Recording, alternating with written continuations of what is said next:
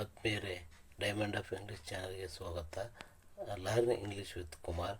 ನಾನು ಕುಮಾರಸ್ವಾಮಿ ಗಂಗಾವತಿ. ನಾವು ಇಂದು present continuous ಟೆನ್ಸಿನ ಕುರಿತು ಅಧ್ಯಯನ ಮಾಡೋಣ. ಸೊ ಪ್ರೆಸೆಂಟ್ ಕಂಟಿನ್ಯೂಸ್ ಟೆನ್ಸ್ನಲ್ಲಿ ಇಂಟ್ರಾಗೇಟಿವ್ ಸೆಂಟೆನ್ಸ್ ಕುರಿತು ನಾವು ನೋಡುತ್ತೇವೆ. ಸೊ ಇಂಟ್ರಾಗೇಟಿವ್ ಸೆಂಟೆನ್ಸ್ ಅಂದ ತಕ್ಷಣ ಏನಪ್ಪ ಅಂದರೆ ಪ್ರಶ್ನೆ ಮಾಡುವ ವಾಕ್ಯವನ್ನು ನಾವು ಇಂಟ್ರಾಗೇಟಿವ್ ಸೆಂಟೆನ್ಸ್ ಅಂತ ಕರೆಯುತ್ತೇವೆ. ಸೊ ಇಲ್ಲಿ ಅದರಲ್ಲಿ ಎಸ್ ಆರ್ ನೋ ಕ್ವಶನ್ ಅಪ್ಪ ಅಂತಂದರೆ WH ನಿಂದ ಯಾವುದು ಸ್ಟಾರ್ಟ್ ಆಗಿರ್ತದೋ.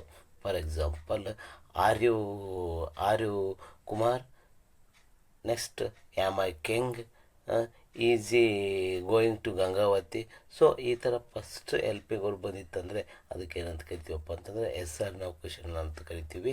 ಸೊ ಇನ್ನು ಆ ರೀತಿ ಇಲ್ಲಿ ಏನಪ್ಪ ಅಂತಂದರೆ ವಾಕ್ಯ ರಚನೆ ಹೆಂಗಿರ್ತಪ್ಪ ಅಂತಂದರೆ ಫಸ್ಟು ಹೆಲ್ಪಿಂಗ್ ವರ್ಬ್ ಬರ್ತದೆ. ನಾನು ಆಲ್ರೆಡಿ ಈಗಾಗಲೇ ಹೇಳಿದಂತೆ ಏನಪ್ಪ ಅಂತಂದರೆ ನಾವು WH ಕ್ವಶನ್ ವರ್ಡ್ನಲ್ಲಿ, ಸೊ ಎಸ್ ಆರ್ ನೋ ಕ್ವಶನ್ನಲ್ಲಿ ಫಸ್ಟು ಹೆಲ್ಪಿಂಗ್ ವರ್ಬ್ ಬರಬೇಕು, ಆಮೇಲೆ subject, main verb ING, object.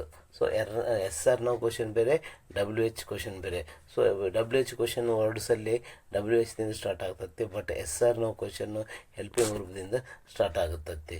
So ಇಲ್ಲಿ 3 ಹೆಲ್ಪಿಂಗ್ ವರ್ಬ್ ಬರ್ತವೆ. ಯಾವಪ್ಪ ಅಂತಂದರೆ ಆ್ಯಮು, ಈಸು, ಆರು ಅನ್ನೋಂಥದ್ದು. ಸೊ ಐ ಬಂದಾಗ ಹ್ಯಾಮ್ ಅನ್ನೋಂಥ ಹೆಲ್ಪಿಂಗ್ ವರ್ಬು, ಇಟ್ ಬಂದಾಗ ಈಸ್ ಅನ್ನೋಂಥ ಹೆಲ್ಪಿಂಗ್ ವರ್ಬು, ಮತ್ತು ಸಬ್ಜೆಕ್ಟು ಸಿಂಗುಲರ್ ಆಗಿತ್ತಂದರೆ, ಸಬ್ಜೆಕ್ಟು ಸಿಂಗಲ್ ಇತ್ತಂದರೆ ಅದು ಈಸ್ ಅನ್ನೋಂಥದ್ದು ಬಳಕೆ ಆಗ್ತೈತಿ. ಸಬ್ಜೆಕ್ಟ್ ಪ್ಲೂರಲ್ ಇತ್ತಂದರೆ ಆರ್ ಅನ್ನೋಂಥ ಹೆಲ್ಪಿಂಗ್ ವರ್ಬನ್ನು ಬಳಗ್ತೈತಿ. ಇಲ್ಲಿ ಒಂದು ಉದಾಹರಣೆ ನೋಡಮ್ಮ. ಇಲ್ಲಿ ನೋಡ್ರಿ, I ham reading English now.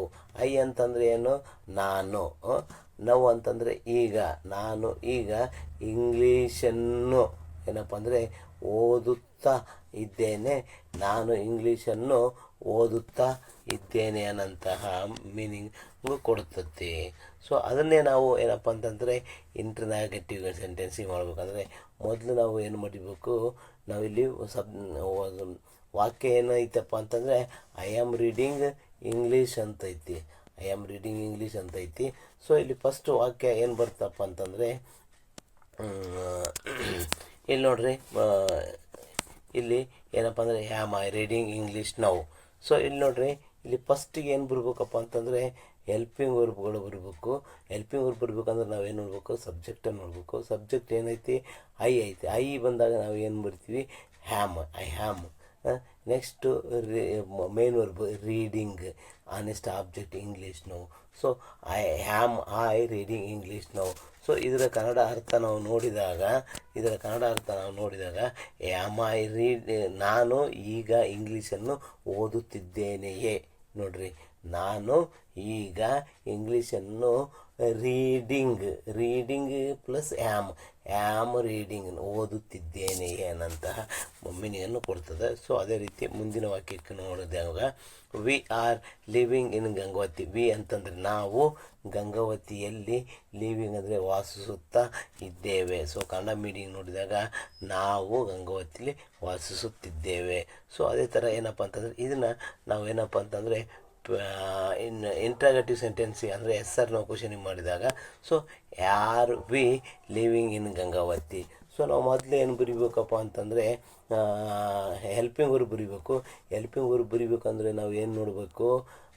Subject ನೋಡ್ಬೇಕು. ಸಬ್ಜೆಕ್ಟ್ ಲೀವ್ ಅದ, ಸೊ ಸಬ್ಜೆಕ್ಟು ವಿ ಅದ, ಹಂಗಾಗಿ ಆರ್ ವಿ.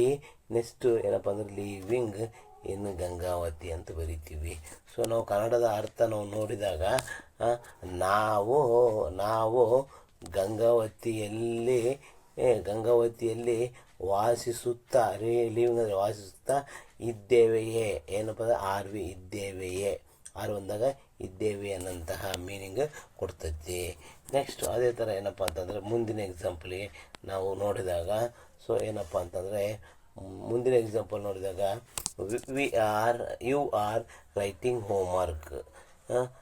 ಕನ್ನಡದ ಅರ್ಥ ಏನಾಗ್ತಪ್ಪ ಅಂತಂದರೆ ನೀವು ಮನೆಗೆಲಸನ್ನು ಬರೆಯುತ್ತಿದ್ದೀರಿ. ಸೊ ಅದನ್ನೇ ಪ್ಯಾಸಿವ್ ಅಂದರೆ ಏನಪ್ಪ ಅಂತಂದರೆ ಇಂಟ್ರಾಗೇಟಿವ್ ಎಸ್ ಆರ್ ನೋ ಕ್ವಶನಿಗೆ ಮಾಡಿದಾಗ ಆರ್ ಯು ರೈಟಿಂಗ್ ಹೋಮ್ವರ್ಕ್. ಇಲ್ಲಿ ನೋಡ್ರಿ, ಇಲ್ಲಿ ಏನಪ್ಪ ಅಂತಂದರೆ ಮೊದಲು ನಾವು ಏನು ಬರಿಬೇಕಪ್ಪ ಅಂತಂದರೆ ಏನು ಬರೀಬೇಕು? ಈ ಸಬ್ಜೆಕ್ಟ್ ನೋಡ್ಕೊಂಡು ಏನಪ್ಪ ಅಂದರೆ ಹೆಲ್ಪಿಂಗ್ ವರ್ಬ್ ಬರಿಬೇಕು. ಆರ್ ಯು ಯು ಬಂದಿದ್ದಕ್ಕಾಗಿ are. Next writing homework. So Kannada meaning ಏನು ಕೊಡುತ್ತಪ್ಪ ಅಂತಂದರೆ ನೀವು ಮನೆಗೆಲಸವನ್ನು ಬರೆಯುತ್ತಿದ್ದೀರಾ ಅನ್ನಂತಹ ಮೀನಿಂಗನ್ನು ಕೊಡ್ತೈತಿ. ನೆಕ್ಸ್ಟ್ ಏನಪ್ಪ ಅಂತಂತಂದರೆ ಈಸ್ ಈಟಿಂಗ್ ಫ್ರೂಟ್ಸ್, ಅವನು ಹಣ್ಣುಗಳನ್ನು ತಿನ್ನುತ್ತಿದ್ದಾನೆ. ಈಸ್ ಈಟಿಂಗ್ ಫ್ರೂಟ್ಸ್, ಅವನು ಹಣ್ಣುಗಳನ್ನು ತಿನ್ನುತ್ತಿದ್ದಾನೆ. ಈಗ ನಾವು ಏನಪ್ಪ ಅಂತಂದರೆ ಇದನ್ನು ನೋಡಿದಾಗ ಯಾವಪ್ಪ ಅಂತಂದರೆ ಇಂಟ್ರಾಗೇಟಿವ್ ಸೆಂಟೆನ್ಸ್ ಎಸ್.ಆರ್ ನಾವು ಕ್ವಶನ್ ನೋಡಿದಾಗ ಈಸ್ ಈಟಿಂಗ್ ಫ್ರೂಟ್ಸ್ ಅಂದರೆ ನಾವು ಫಸ್ಟ್ ಹೆಲ್ಪಿಂಗ್ ವರ್ಬ್ ಬರೀಬೇಕು. ಹೆಲ್ಪಿಂಗ್ ವರ್ಬ್ ಬರಿಬೇಕಂತಂದರೆ ಏನು ನೋಡ್ಕೋಬೇಕು, ಸಬ್ಜೆಕ್ಟ್ ನೋಡ್ಬೇಕು. ಸಬ್ಜೆಕ್ಟ್ ಐತಿ, ಬಂದಾಗ ನಾವು ಏನು ಬಳಸ್ತೀವಪ್ಪ ಅಂತಂದರೆ ಈಸ್ ಅನ್ನೋಂಥದ್ದನ್ನು ಬಳಸ್ತೀವಿ. Next main verb eating fruits. So Kannada ನೋಡಿದಾಗ ಏನಪ್ಪ ಅಂತಂದರೆ ಅವನು ಹಣ್ಣುಗಳನ್ನು ತಿನ್ನುತ್ತಿದ್ದಾನೆಯೇ ನಂತಹ ಮೀನಿಂಗನ್ನು ಕೊಡ್ತದೆ. ಸೊ ಅದೇ ಥರನಾಗಿ ನೆಕ್ಸ್ಟ್ ಇನ್ನೊಂದು ಎಕ್ಸಾಂಪಲ್ ನೋಡಮ್ಮ. C is combing her hair, ಅವಳು ತನ್ನ ಕೂದಲನ್ನು ಬಾಚುತ್ತಿದ್ದಾಳೆ.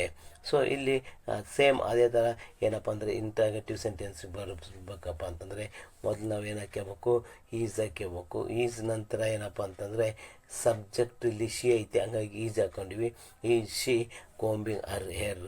ನೋಡಿರಿ, is she combing her hair. So ಅದನ್ನೇ ಕನ್ನಡದಲ್ಲಿ ನೋಡಿದಾಗ ಅವಳು ತನ್ನ ಕೂದಲನ್ನು ಬಾಚುತ್ತಿದ್ದಾಳೆ ಅನ್ನಂತಹ ಮೀನಿಂಗ್ ಕೊಡ್ತೈತಿ. ಸೊ ಅದೇ ಥರ ಏನಪ್ಪ ಅಂತಂದರೆ next it is barking loudly. So ಅದು ಜೋರಾಗಿ ಬೊಗಳುತ್ತಿದೆ. ಸೊ ಅದು ಜೋರಾಗಿ ಬೊಗಳುತ್ತಿದೆ. ಸೊ ಇದನ್ನು ಎಸ್.ಆರ್ ನಾವು ಕ್ವಶನ್ ಮಾಡಿದಾಗ ಫಸ್ಟಿಗೆ ಏನಪ್ಪ ಅಂತಂದರೆ ಹೆಲ್ಪಿಂಗ್ ವರ್ಬ್ ಬರಬೇಕು. ಹೆಲ್ಪಿಂಗ್ ವರ್ಬ್ ಬರಬೇಕಂದ್ರೆ ಸಬ್ಜೆಕ್ಟ್ ನೋಡ್ಬೇಕು. ಸಬ್ಜೆಕ್ಟ್ ಐತಿ, ಇದ್ದಾಗ it is barking loudly. So ಅದು ಜೋರಾಗಿ ಬೊಗಳುತ್ತಿದೆ ಏನಂತ ಮೀನಿಂಗ್ ಕೊಡ್ತೈತಿ. ಅದೇ ಥರ ಇನ್ನೊಂದು ಎಕ್ಸಾಂಪಲನ್ನು ನೋಡೋಣ.